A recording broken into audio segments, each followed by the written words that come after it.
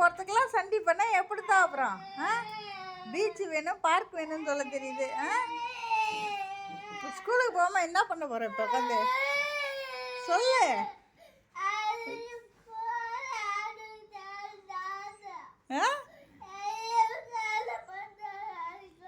என்ன பண்ணுறாங்க ஸ்கூலில்?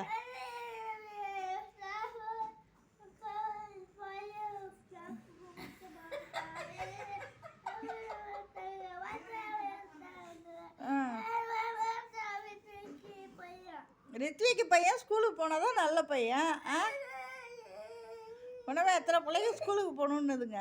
நீ என்னன்னா ஸ்கூலுக்கு வேணாமான்ற?